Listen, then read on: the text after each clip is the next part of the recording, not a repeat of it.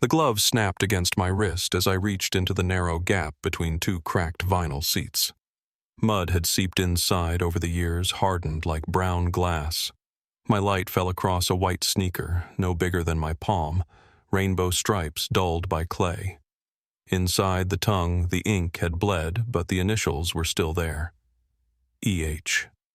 I didn't have to say the name out loud to know it. Before I go any further, let me know where you're listening from and share this if you believe remembering is the first step toward justice.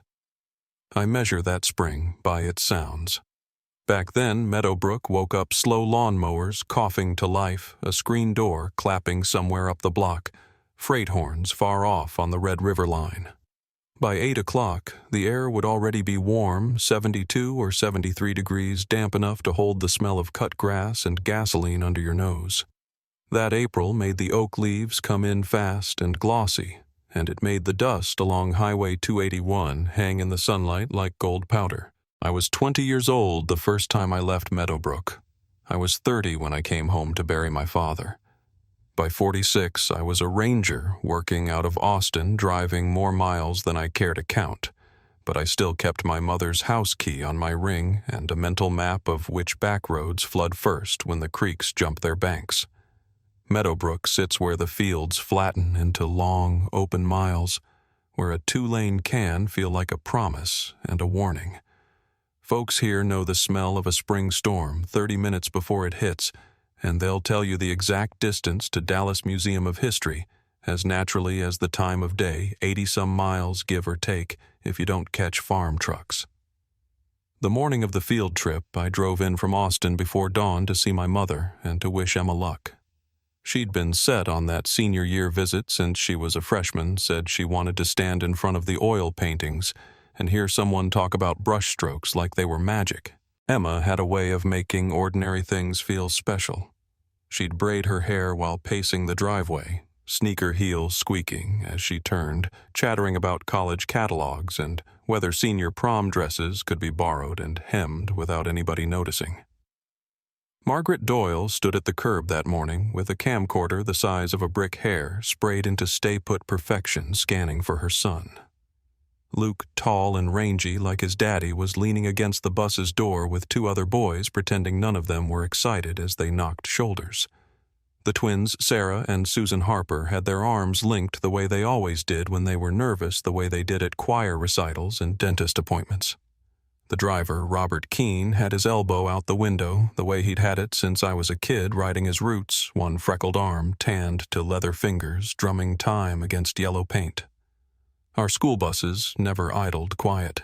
They breathed like old dogs, diesel ticking a low, steady rattle through the floor. Keene gave the horn a polite tap to send a hurry up down the line. Emma jogged across the gravel in those ridiculous rainbow sneakers she'd talked her mother into at the mall, waving at me with a grin that matched the stripes. She pressed her forehead to mine for a second like she used to when we were little.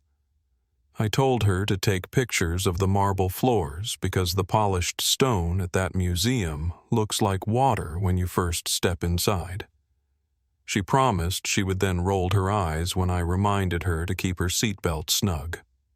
Small towns mark time with porch lights and church bells. That morning had both. The Methodist bell tolled 9 while the last parent hustled a brown bag lunch up the steps into Keene's waiting hands. Peanut butter, no jelly. Coach says sugar makes 'em sleepy. Margaret panned the camcorder past me. I ducked out of frame and caught a glimpse of myself on the black and silver flip-out screen, young enough to still have the careless face of a daughter, old enough to carry keys that didn't jingle. Across the street, Sheriff Ray Hollis stood beside his county truck, coffee steaming up into his mustache. He lifted 2 fingers in a lazy salute when he caught me watching. "You back for long?" he called. I told him just the weekend if Austin didn't light my phone up. He sniffed the air and said, "Smells like rain holding off," which in his mouth was a forecast and a benediction. Hollis had been the same steady presence since I was in junior high, too fond of black coffee, too gentle with strays, too proud to say he needed a new set of shocks on that truck. When the bus finally pulled away, it did it the way they always do tires, whispering on gravel, then biting clean onto asphalt, the body rocking once-twice as the engine found its gear. The kids inside did a small wave, then a bigger one when Margaret yelled, "Look this way, sugar!" The twins' mother watched with her chin trembling, hand-lifted rings flashing. A gust lifted paper napkins and tossed them into the ditch. Someone laughed, chasing them down. By the time I wiped the dust from my sunglasses, the yellow was a ribbon, then a fleck, then only heat shimmer above the road. Meadowbrook is the kind of place that recycles stories. Folks tell the same ones as the years tilt different light across them. The day the dairy freeze changed hands. The night the football lights shorted during homecoming. Where the best arrowheads wash up after a hard rain. It's not nostalgia so much as a way to keep shape in a world that can blur. That April, our shape looked like church fish fries, the feed store's chalkboard announcing baby chicks for $3.50 and a piece, and the gas station clerk ringing up Dr. Pepper's with the same "How's your mama" he gave every customer. It looked like baseball practice on the rec field, the sharp slap of leather, the tinny echo of a metal bat. It sounded like lawn sprinklers clicking against the chain link and the wheeze of the school's old AC starting up after lunch. We didn't call our streets routes. We called them by the landmarks they passed. Turn right at the dead oak. Keep straight till the red barn. The museum run was simple, even for out-of-towners. Take 281 south toward the split swing west to the interstate, then straight into Dallas. It's 80-odd miles if you don't stop. 90 if you do and catch a slow pump. Keene had driven it more times than anyone could count, hand resting at noon on the wheel elbow tan line stamped on his arm like a permanent watch band. I planned to spend the day how I always did when work let me coffee at the diner counter where the second stool wobbled visits with people who once corrected my posture at the piano or brought casseroles when my father passed. Meadowbrook's diner always smelled the same. Fry oil mop, water, fresh biscuits, and the orange cleaner someone favored for the pie case's glass. I took my coffee black and let the morning in through the west windows. The men at the corner table traded estimates on rainfall. A boy in a Letterman jacket folded napkins into quarters, then eighths listening to the cook's radio calling a high of 78 degrees. If you were paying attention, really paying attention, you could have felt the first crack before anything broke. Not a sound, not a sight. More like a pause. The kind of pause a town takes when a train slows on the edge of hearing. Margaret came in with that camcorder still swinging from her wrist, acting like she needed to refill a salt shaker. She didn't sit, just stood with her hand on the counter holding it too tightly. She watched the clock above the kitchen pass from 10:58 to 10:59. And then past 11. The museum tour was planned for 2 o'clock, and she knew they'd break for lunch around 12:30 at the rest stop with the picnic tables that warp in the sun. Nothing about that clock had changed, but her eyes held it like it could answer her. Out in the parking lot, the flag at the courthouse drifted lazy, then hung still, then fluttered once. The sky made that high, pale blue it gets before the wind shifts pretty enough to photograph empty enough to make you squint. I stepped onto the sidewalk after paying and ran my hand along the diner's warm brick, more habit than kindness. Across the street, the high school's glass trophy case caught the sun. For a moment, I could see a reflection of the bus from that morning, sharp and perfect kids climbing steps, camera lenses winking a driver calling "last call, y'all." And then the reflection was only sky again. I ran an errand for my mother, light bulbs from the hardware store, and spent an hour on her back porch tightening a hinge that had squealed since I was 12. She kept her radio tuned to the station that did farm reports between old country songs. The announcer's voice doesn't change no matter who's behind the microphone, low steady the pace of someone who's waiting on a roast to finish, not a deadline. He talked about feed prices and a rummage sale at the VFW, then floated into a Patsy Cline tune that made my mother hum as she arranged roses in a tea pitcher. I sorted bolts by size on a folded newspaper and watched the light shift across the fence boards inch by inch. Emma's house sat kitty corner 2 doors down, porch rails painted white each spring by her stepdad, paint still tacky enough to take a fingerprint if you were careless. Around noon, I saw her mother step out with a rag and wipe a spot that had collected dust, then rest both hands on the top rail and stare toward town. She'd put on lipstick like she always did before an errand, though she was only standing in her socks' toes curled against the porch wood. She shaded her eyes and smiled the polite expression of a person checking a clock in her head. By early afternoon, Meadowbrook looked exactly as it had that morning, pickup trucks easing past the courthouse on their way to the post office, a boy on a bicycle hopping the same bump he always hopped by the drugstore, a dog asleep in a sun patch on the red dirt where grass refused to grow. The day was unremarkable in all the right ways. If you'd taken a photograph every hour and laid them side by side, you'd have seen the shadows slide, nothing else. I had work to review 2 case files that needed notes before Monday, and I spread them across my mother's kitchen table the way she once spread spelling tests for her students. The paper left dust on my fingers, a light gray smear I wiped against my jeans without thinking. My phone sat near the sugar bowl screen, dark. When it finally pulsed, it was just a weather alert for counties west of us, thunderheads building over dry fields, wind warnings after sunset.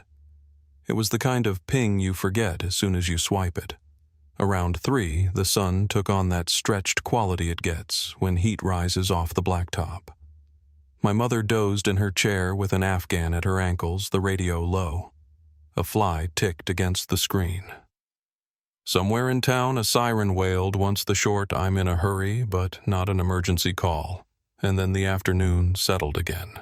I stood at the sink and filled a glass, watched the bubbles wobble to the rim, and thought about Emma standing in front of the big marble staircase at the museum, rainbow shoes bright against polished stone.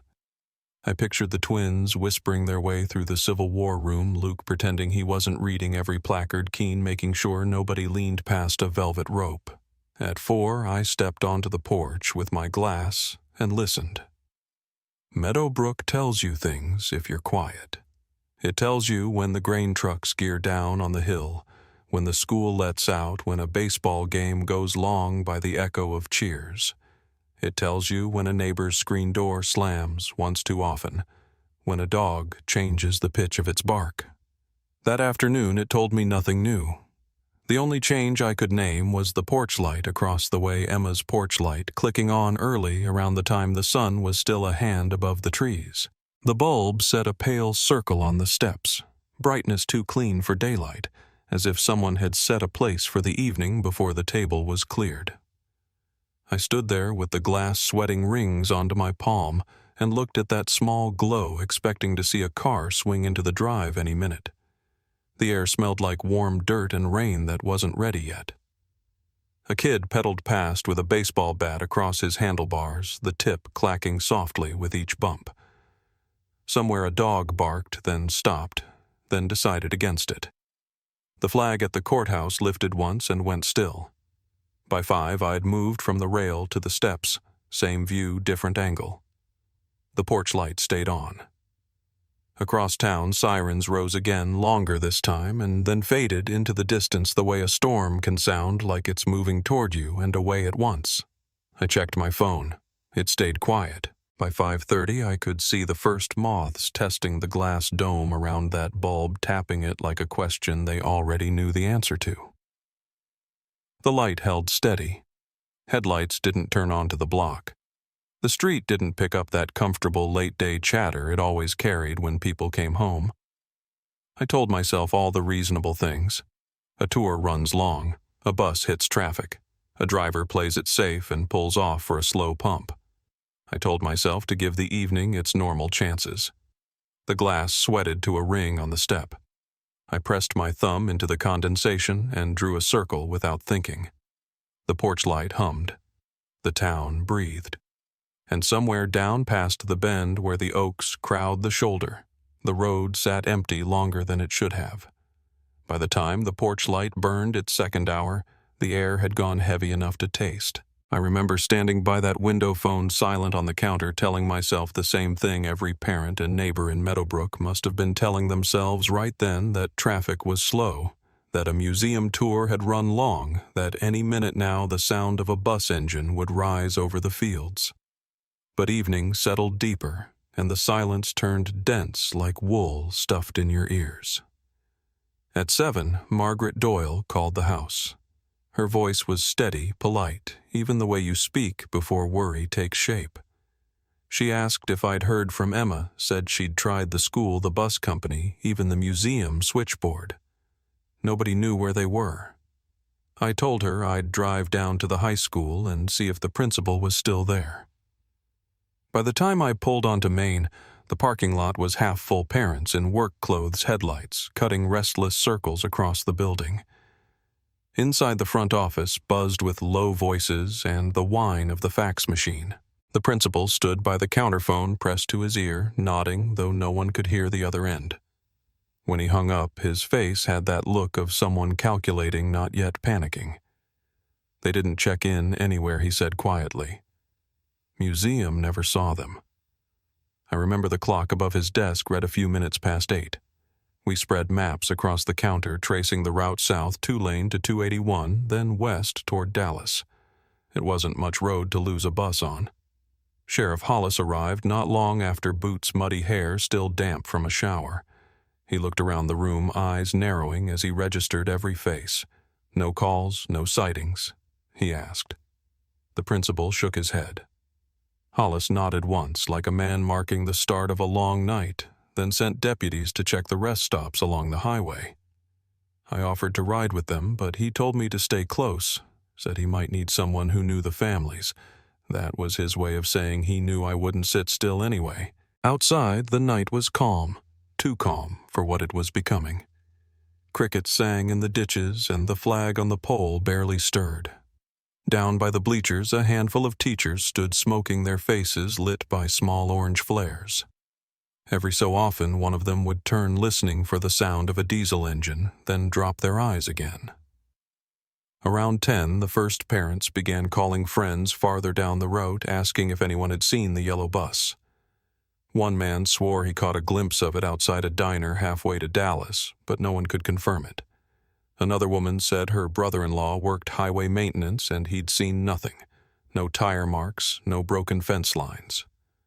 By midnight, flashlights were moving through the fields near the county line beams, bouncing off cattails and wire fences. Volunteers formed lines along the shoulders, their shadows sliding across the asphalt as they walked. When you've lived in a place your whole life, you think you know how darkness behaves.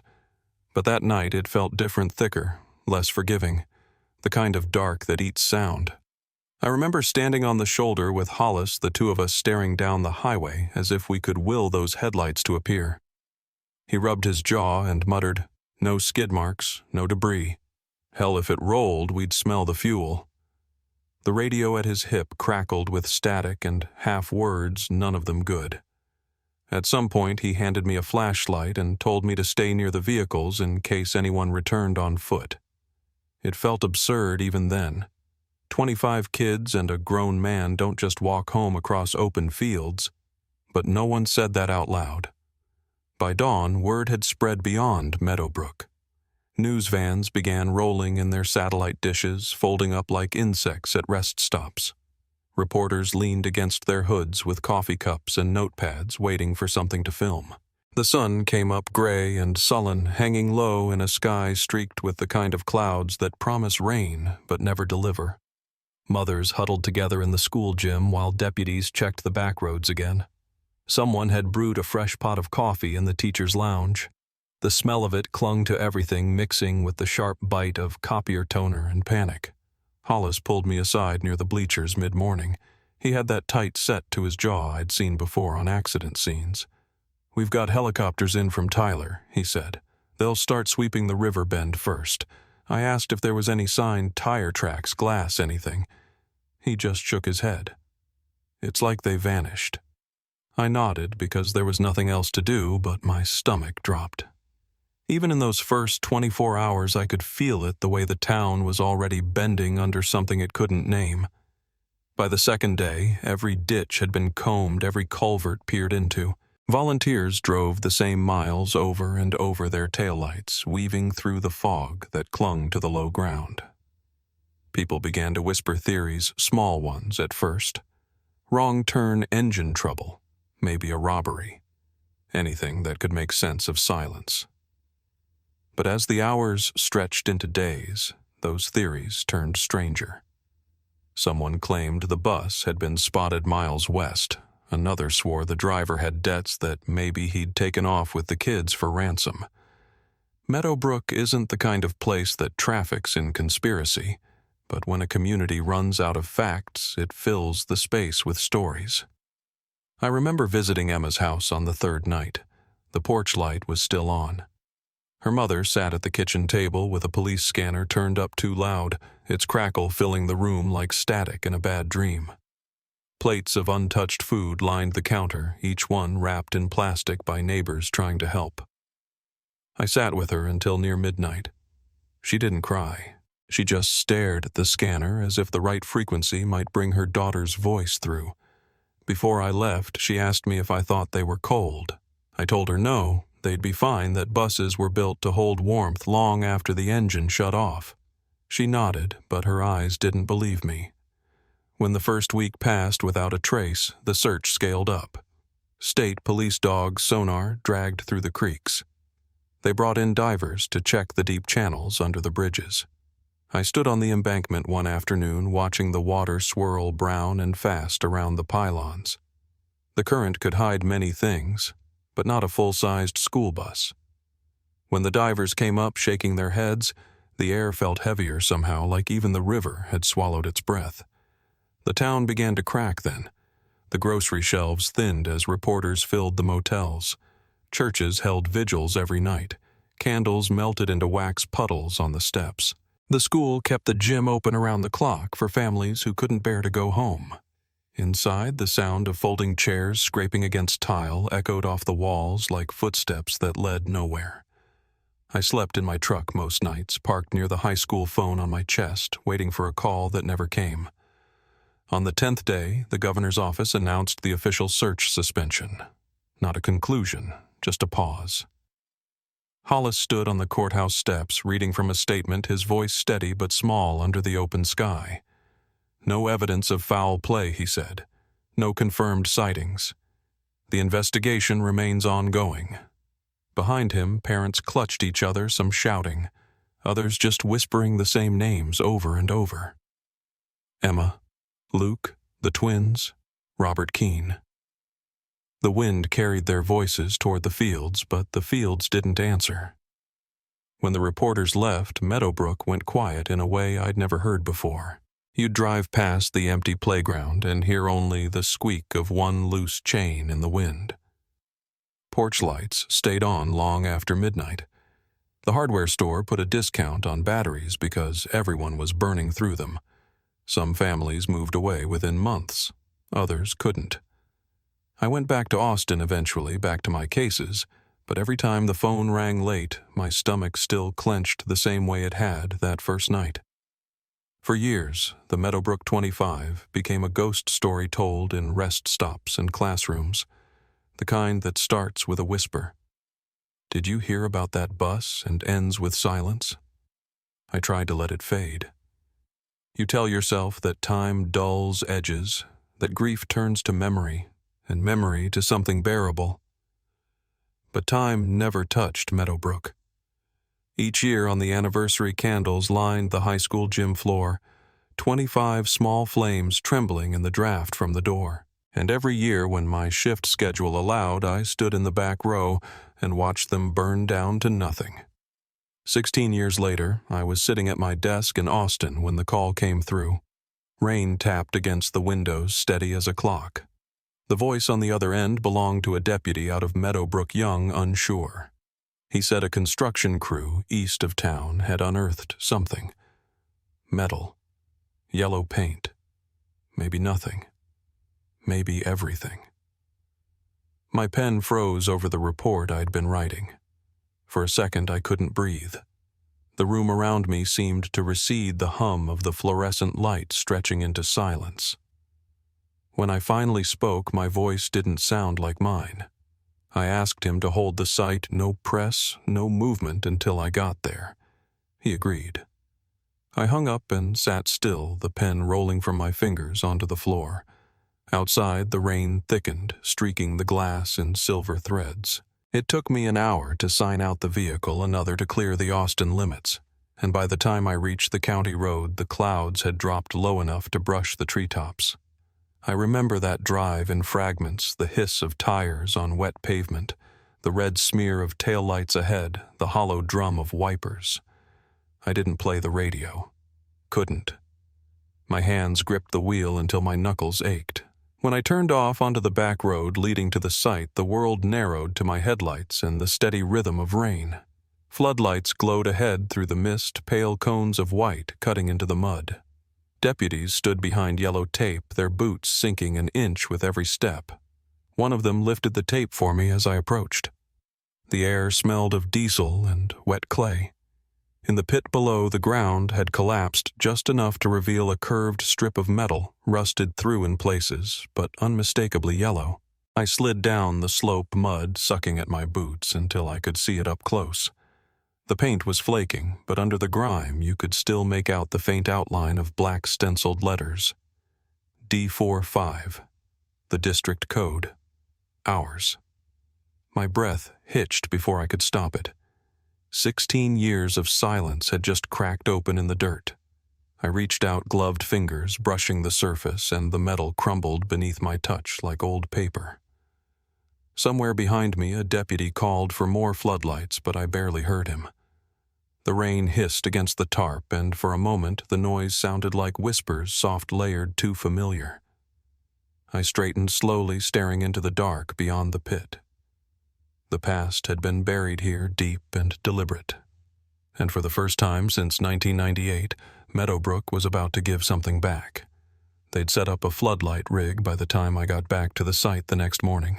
Rain had drained into the pit overnight, turning the clay into a red-brown slurry that clung to your boots like memory. The bus's frame was clearer now, its roof crumpled inward, glass long gone. Seats collapsed in on themselves like tired lungs. A crew from the state lab stood in a half circle around the edge, talking in low tones that barely reached me. When I stepped closer, one of them handed me a respirator and nodded toward the open side panel. "We started pulling debris," he said, voice muffled. "You'll want to see this." Inside the wreck, the air was still. The smell hit first wet metal engine oil, something sour beneath. I bent down, light trembling in my hand, and saw what looked like fabric caught under a bench seat. It wasn't a tarp or bag, but a fragment of faded denim, frayed at the seam. Near it, wedged between floor ribs, was a small plastic hair clip in the shape of a pink flower. You learn to build walls when you work cold cases, not to keep the pain out, but to keep the facts steady. Still, that little clip nearly cracked something in me. I remembered Emma standing in my mother's kitchen the morning of the trip, twisting her hair up with one just like it. I steadied my hand against the frame and took a breath through the mask. "Bag it," I said quietly. The tech nodded, sliding the evidence pouch over it like a shroud. Over the next few hours, we unearthed pieces, a watch band, half a notebook, a bent keychain that might have once held a charm. None of it told us what had happened, only that it had happened. By noon, the backhoe stopped to let a forensics team expand the dig. I stepped away to call Hollis. His voice came rough with disbelief. 16 years and it's been right under our boots, he said. I could hear traffic noise in the background, the steady hum of Meadowbrook still going about its day. Where exactly, he asked. I gave him the coordinates and heard the quiet hitch in his breath. "That's Caldwell property," he murmured. "Old ranch went to county seizure in '09. The Caldwell place had always been strange ground 2 miles off the highway, ringed by dying pines and rusted wire. I remembered driving past it as a teenager, windows rolled up, though there was no reason for it. Folks said the family packed up overnight back in the '80s. No foreclosure notice, no moving trucks. Just gone. When Hollis and I pulled up there that evening, the air felt like it had been holding its breath for years. The house leaned to one side porch, sagging windows blind with grime.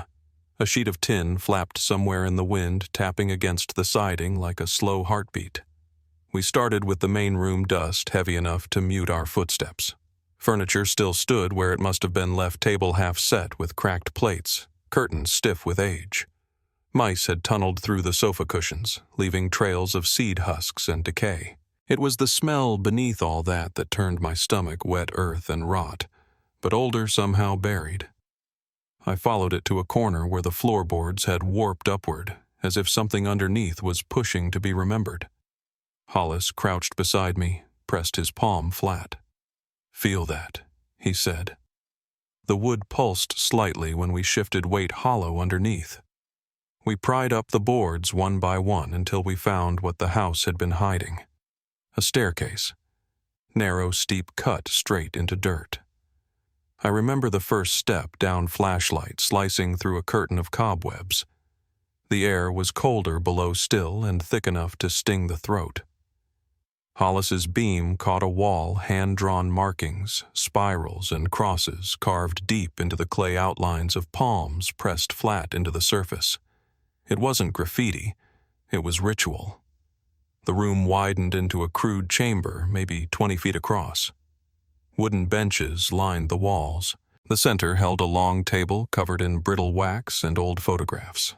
I lifted one, blurry, yellowed but clear enough to see faces. 25 of them. Smiling. The photographs weren't museum shots or class pictures. They were taken here in that basement. The angle matched exactly what I was seeing.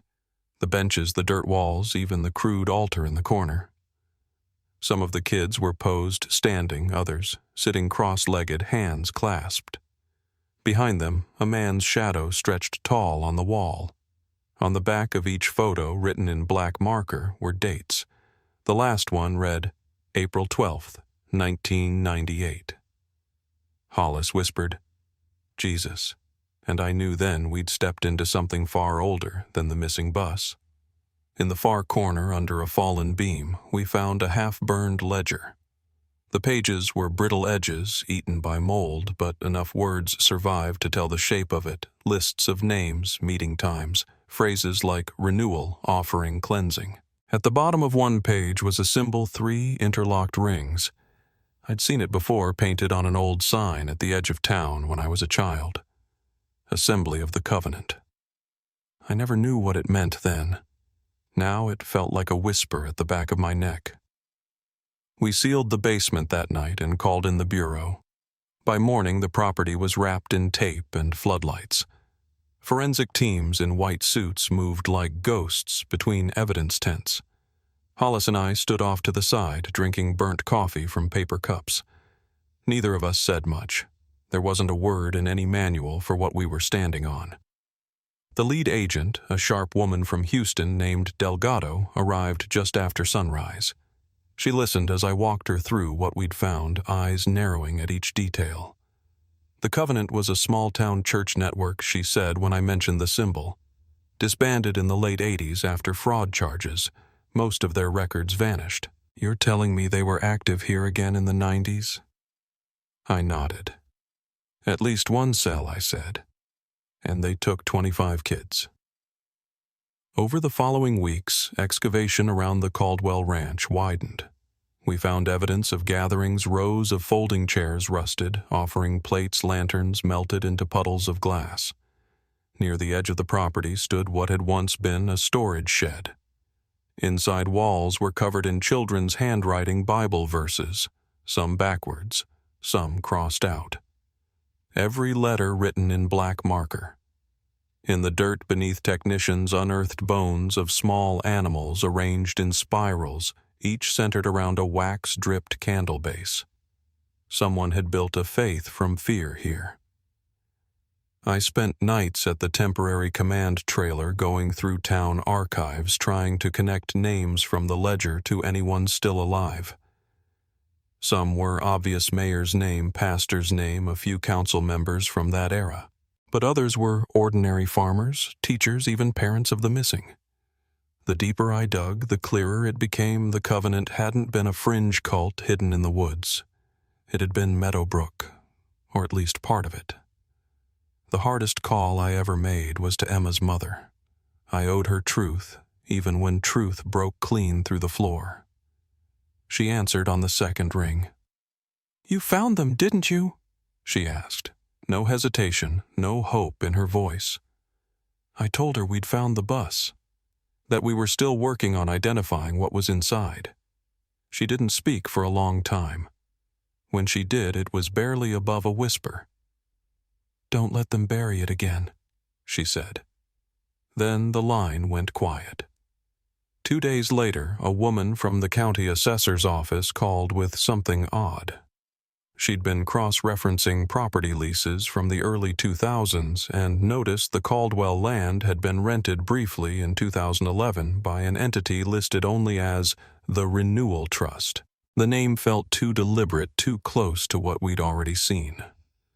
Delgado traced the registration back to a P.O. box in town, one that belonged to the current pastor of Meadowbrook First Assembly. Hollis and I drove there before sunrise, the truck engine the only sound on Main Street.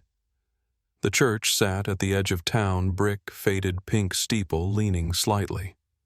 A single light burned in the basement window. We entered quietly, announcing ourselves. No answer. The stairs creaked underfoot as we descended. The air was warm, smelling faintly of wax and damp stone.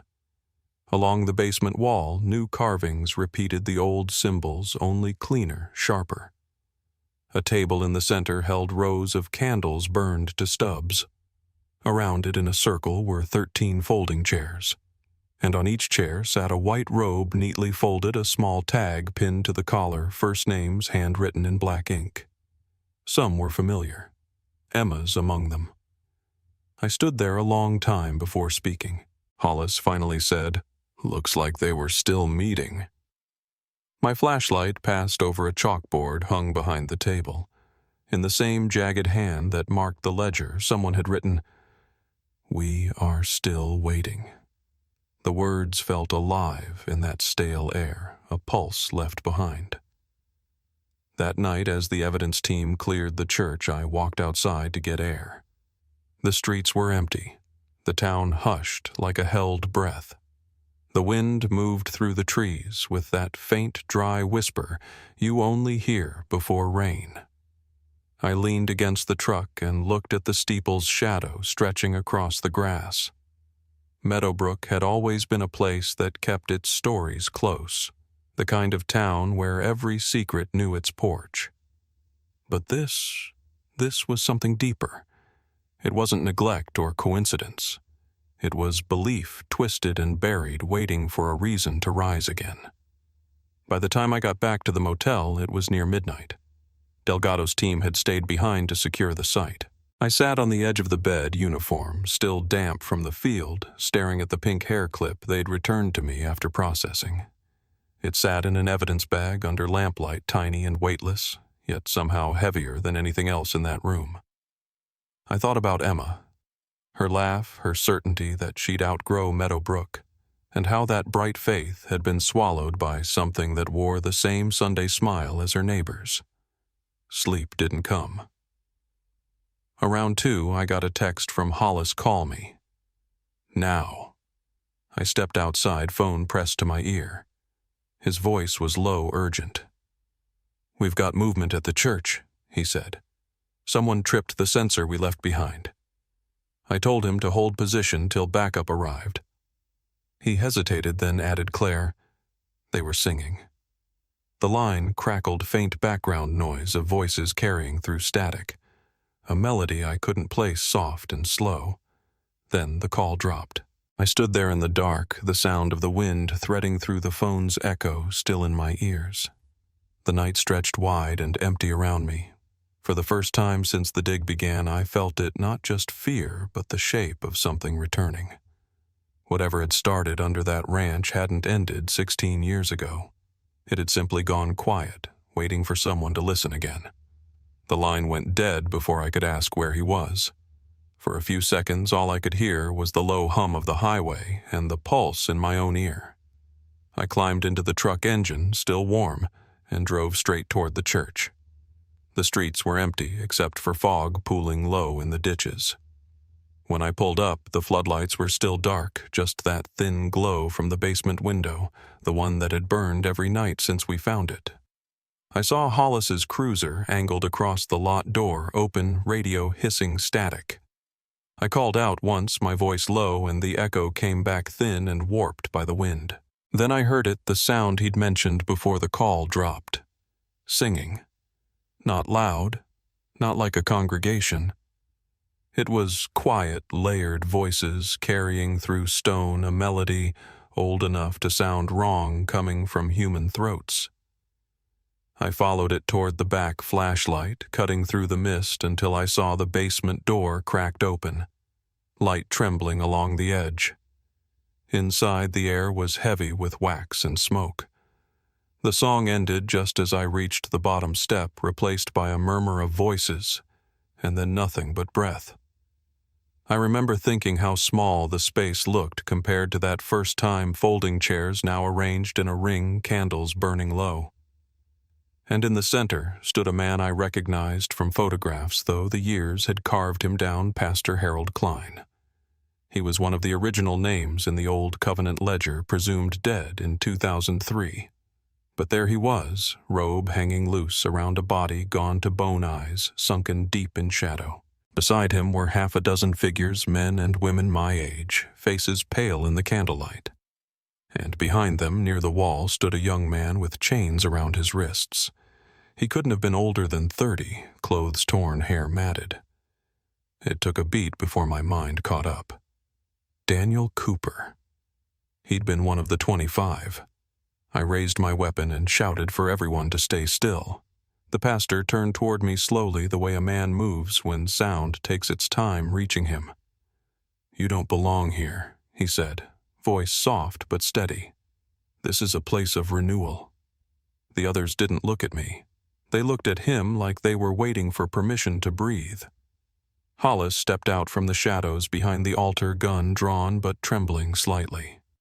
"They had him chained," he said quietly, eyes flicking toward Daniel. The pastor smiled at that, a faint crack of yellow teeth. He came back willingly. "The offering returns when it's time." I took a step closer, light sweeping over the boy. His wrists were raw skin split where the metal rubbed. He blinked against the light, whispering something over and over under his breath. I caught only one word: stop. Then everything happened fast. One of the followers lunged forward, knocking over a candle flame spilling across the floor. Hollis moved first, shouting for them to get down, and the room filled with smoke and noise. The pastor raised both arms, muttering a prayer that twisted midair into something sharp. I pulled Daniel toward the stairs as the rest of the team burst in through the side door, boots pounding, radios crackling. For a few seconds it felt like the earth itself was splitting, the heat from the fire, the echo of voices shouting and praying and screaming all at once. Then thunder broke overhead, shaking the rafters. Outside, rain fell hard enough to sting.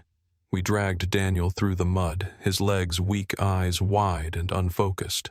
Behind us, the church windows glowed orange as fire chewed through the curtains. Hollis ran back toward the door, but I caught his arm. "It's gone," I said. He stared at me, chest heaving, then nodded once, jaw tight. The roof gave a long moan before collapsing inward.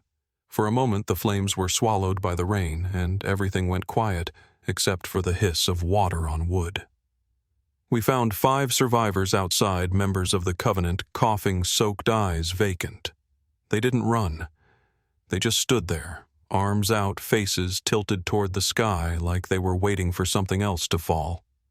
When backup arrived, they went without resistance, hands bound robes clinging to their skin. Klein wasn't among them. We combed the wreck for hours, and by sunrise the only thing left standing was the steeple base, charred and hollow. The basement had caved in completely. Whether he burned or fled, we never found him. Daniel spent the first 2 days in the hospital, barely speaking. When he did, his words came slow, like each one hurt to push out. He told us he'd been taken after the bus crashed, how they'd driven it off the service road into a drainage ravine behind the Caldwell property. The impact broke windows, twisted seats, but most of them were alive. He said the pastor and others were waiting, that they'd blocked the road ahead, claiming they were there to help. They separated the kids into groups, led them toward the ranch under flashlight. "We thought it was shelter," he whispered. "They said the storm was coming." What storm he couldn't explain. He remembered being taken underground, the air thick and damp, the sound of chanting somewhere above. Over the next weeks, maybe months, he said people stopped returning from the upper room. The ones who remained were told they'd been chosen to stay below. He trailed off, then staring at the ceiling fingers twitching against the blanket. Delgado sat beside me through every interview. She never pressed, just listened, jotting down what she could. When Daniel finally broke down crying, she closed the folder and said softly, "That's enough for now." Afterward, I stepped outside for air. The hospital parking lot was half lit by a single pole light, insects tapping against the bulb like rain. Hollis stood near his cruiser, leaning heavy against the hood. "You ever think," he said, voice low, "that some towns just make their own ghosts?" I didn't answer. I didn't have one. Over the next week, the story broke wide open national news headlines about the Meadowbrook Covenant. Reporters camped along the road to the ranch, digging up old photos, tracing every name. The county courthouse released records tying several of the arrested members to city offices, school positions, even the fire department. The town I grew up in was suddenly being dissected on television screens by people who'd never set foot there. My phone rang day and night with calls from families who wanted to know if their child was among the bones pulled from the basement. Every time I answered, I felt smaller. One night I drove out past the fields to the edge of where the road had washed away years earlier. The air smelled of rain and soot. In the distance, you could still see the thin column of smoke rising from the church ruins, like the place refused to die. I sat there with the engine off, watching lightning flash behind the clouds. For a second, I thought I saw figures moving through the smoke, shapes too slender to be adults. When the next flash came, they were gone, just heat distortion and imagination. But I kept watching long after the storm passed, as if I could will the past to show itself whole again. 2 months later, reconstruction crews found a second tunnel system beneath the Caldwell Ranch. It ran deeper, almost 50 feet below the surface, connecting to a cave network that led out past the river. The walls were lined with candles melted into the rock, and in the center chamber, investigators found something none of us expected: clothing. Dozens of white robes folded and stacked neatly beside an old altar. On it lay a single Polaroid face up. It showed the church as it had been before the fire, rows of people in matching robes, heads bowed. In the front row, hand resting on a child's shoulder, was Klein. His eyes looked directly at the camera. I took that photo home with me that night, kept it in the evidence folder until Delgado could sign it into storage. But before I handed it over, I stared at it for a long while. The image had warped from heat edges, curled inward like it wanted to close itself. Behind the figures written on the wall in fresh paint was the phrase we'd seen again and again: "We are still waiting." The arrests came fast after that. Warrants for conspiracy, abduction, murder. Some pled insanity, others refused to speak. The town buried its shame under layers of press conferences and prayer vigils, but you could still feel it and ache in the way people crossed the street to avoid each other in the empty pews at Sunday services. Hollis resigned 2 months later, said he couldn't stand the sound of church bells anymore. Delgado transferred north, and me, I stayed just long enough to see Daniel placed in protective care, then packed my badge in a drawer and drove back to Austin. I thought that would be the end. That I could leave Meadowbrook behind the way you close a case file, tidy, final, labeled. But a few weeks later, a plain envelope showed up at my desk. No return address, postmark from somewhere in Oklahoma. Inside was a single Polaroid. It wasn't the one from the cave. This one was new. Another small town, another group of children standing in front of a yellow school bus, smiling under a church steeple. On the back, written in the same hand I'd come to know too well, were 4 words. "We are still waiting." I sat there for a long time after that, the hum of the office fading to nothing. Outside, the city lights blurred against the glass, and for the first time since that night in the church, I felt the same cold rise in me. The kind that tells you a story doesn't end just because you want it to. It ends when it's ready, and sometimes not even then. The envelope with that photograph sat on my desk for 3 days before I opened it again. I kept telling myself it was just another copy, another cruel leftover from someone trying to feel powerful. But every time I walked past it, I could feel it there. The weight of 4 words that had taken everything I once believed about truth and turned it inside out. When I finally slid the picture free, I studied the children's faces. They were smiling like kids do before a field trip, eyes bright, hands clutching backpacks. Behind them stood that same kind of small-town church you see anywhere in America. White paint, narrow windows, bell tower tilting toward the sky. Nothing about it looked evil. That's what kept me up nights. It never does. I turned the photo over and read the handwriting again. "We are still waiting." The ink had bled slightly from moisture, but it was his hand, Klein's. The loops, the pressure of the pen. I'd seen it on every ledger and every wall from Meadowbrook to that tunnel. Part of me wanted to burn it to send whatever message it carried back to the dark it came from. But the other part, the one that still believed in evidence in pattern and proof, slipped it into a new envelope marked pending. Maybe I wasn't ready to let go, or maybe I knew I never really would. The case officially closed 2 years later. The state finished its last round of prosecutions. Most pled out to avoid trial. The surviving Covenant members scattered across different prisons, each one swearing they'd been manipulated, brainwashed, or too afraid to stop. Some of them died before sentencing. Others found God again under new names, as if you could bury what you'd already consecrated in blood. The courts tied up the paperwork, sealed records, and sent notices to families who hadn't heard a child's voice since 1998. I sat through those hearings, row after row of mothers and fathers gripping photographs that had lost their color. When the judge read the sentences, there wasn't applause. No one cheered. It just ended like someone closing a door in an empty house. Daniel Cooper testified in the final hearing. He'd gained some weight hair, cut short, voice steadier.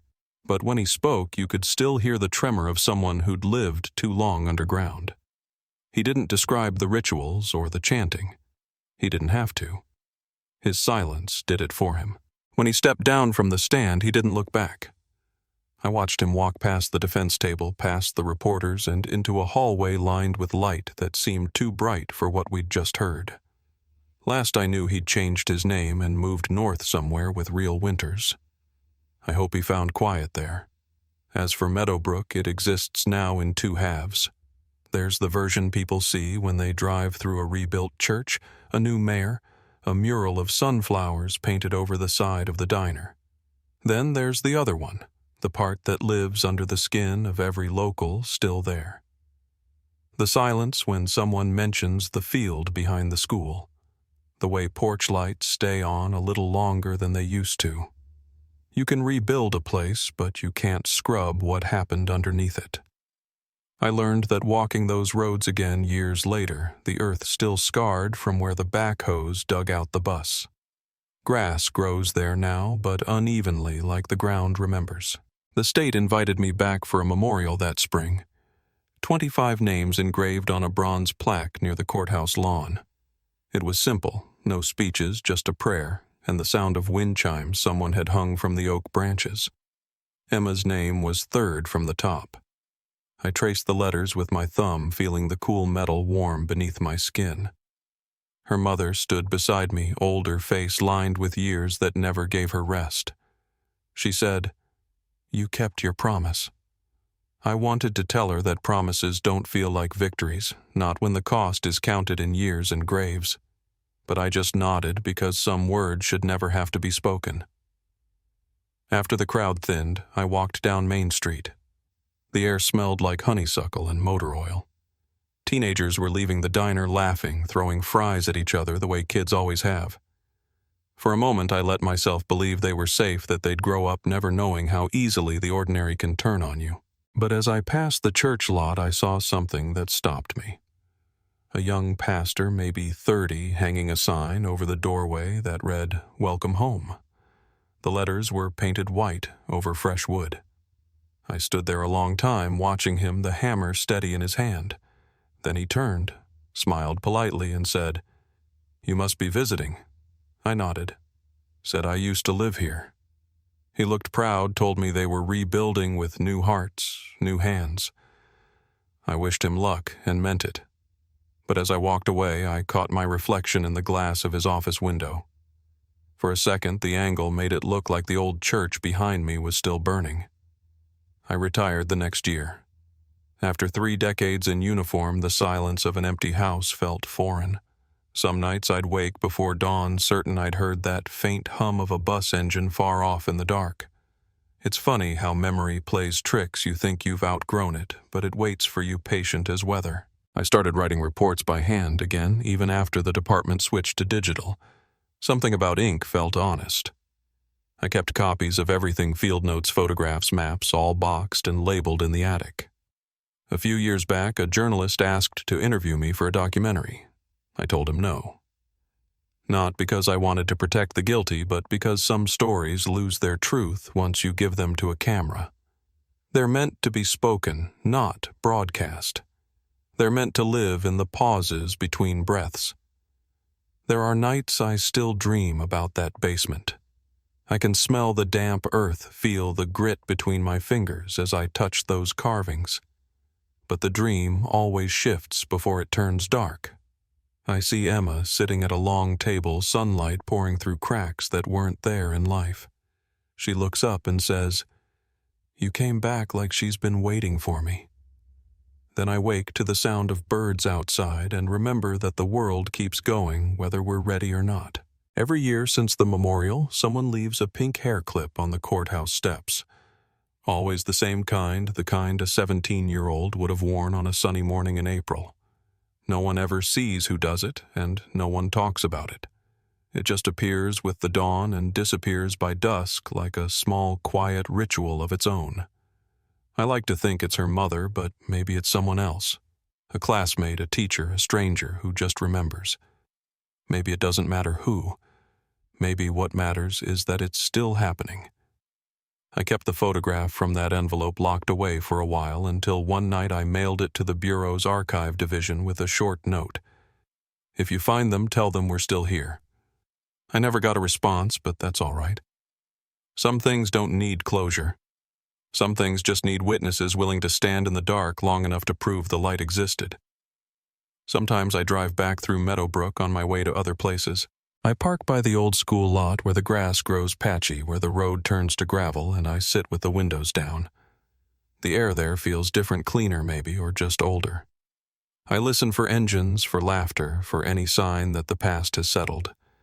It never really has, but it's quieter now, like the town learned how to breathe again. I think about how we measure justice. Courts call it time served, papers filed, boxes checked. But in real life, it's something slower. It's a mother sleeping through the night for the first time in years. It's a town rebuilding its trust one Sunday at a time. It's the silence between names when they're read aloud each April, the breath people take before they whisper the next one. That's what justice sounds like here. If you asked me what I believe now, I'd tell you that evil doesn't announce itself. It grows quietly in the places we stop paying attention, in pews, in basements, in people who smile too easily. And when it finally shows its face, it looks ordinary. That's why we remember. Not for the horror of it, but to keep from forgetting how close it always is. The last time I visited the memorial, the sky was overcast. Rain threatened, but never came. I stood by the plaque until the wind picked up, moving through the chimes in slow, uneven notes. It sounded almost like a hymn, one I couldn't quite place. When I left, I didn't look back. The light was fading, and for the first time in a long while I didn't feel haunted. Just grateful to still be standing, to still be remembering, to still be listening. If this story stayed with you, share it not for views, but so no one's name gets lost to the dark.